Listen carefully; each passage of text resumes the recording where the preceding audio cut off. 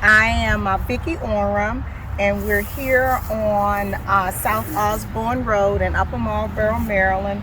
We're looking at 6 acres of a 15-acre farm. The 6 acres I'd like to use for farming vegetables and fruit. The other part of the farm right now is a horse farm with a house on it. But right now we have a blank slate, and I'd like to make this a permanent area for producing farms for our community in this urban area.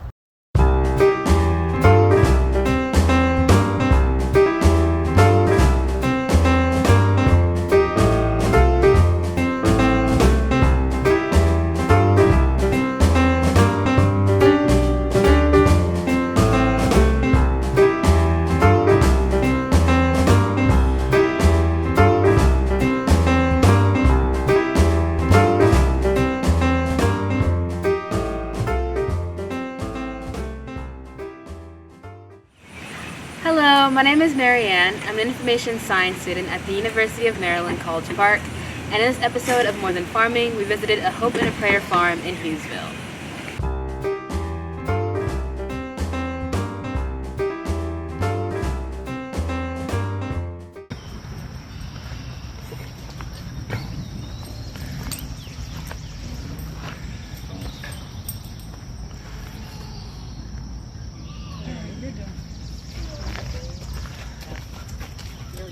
Princeton.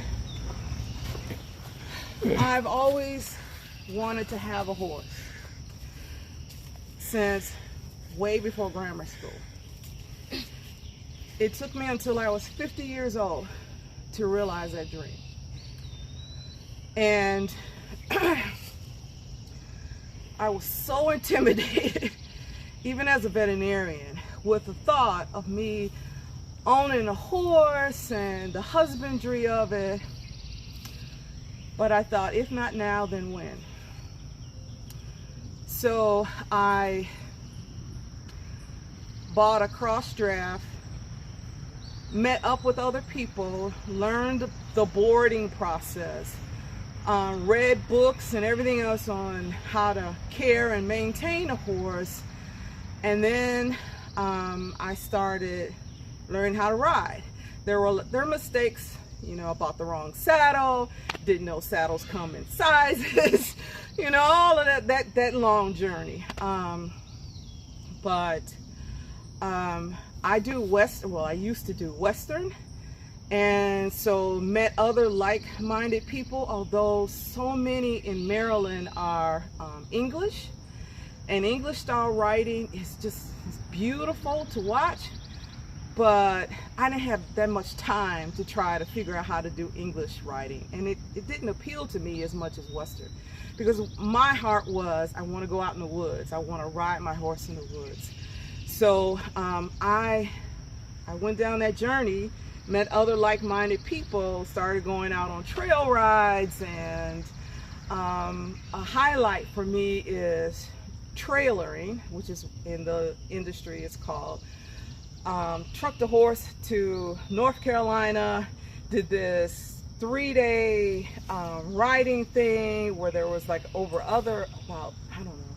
80, 90 other horsemen there riding on trails, and it was just really cool. And then they party at night. We had our tents and cook out, and, so it was like, it was really fun.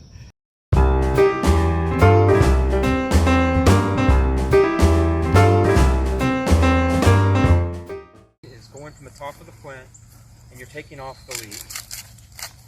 We're saving any seeds, we're putting them to the side for next season. All the leaves come off, just like this. This is just called stripping. And then now we're down to this part right here. Now the question is, what next?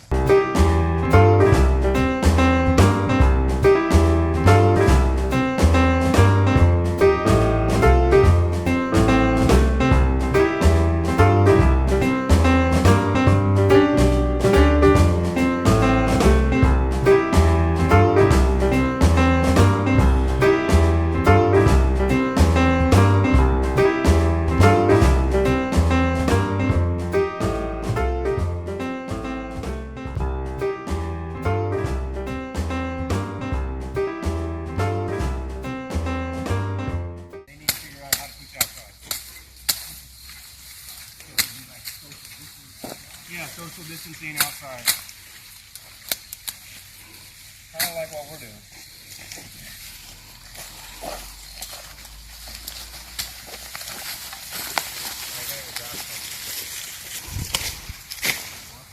Drop the sorghum. Yeah, that's up.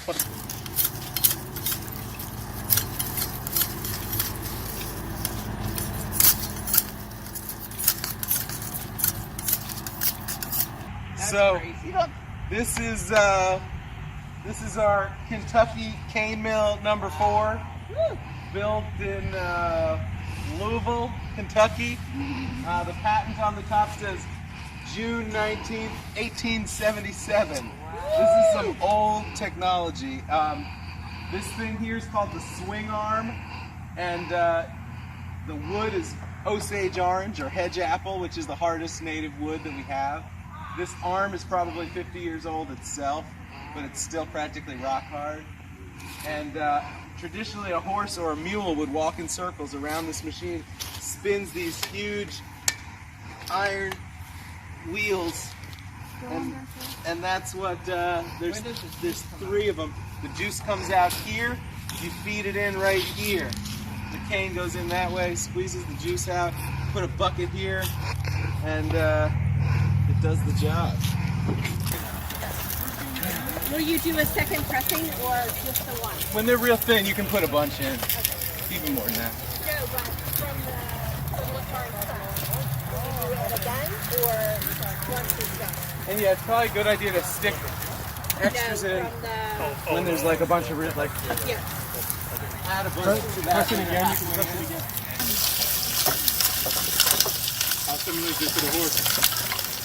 Not. It's a lot better than that.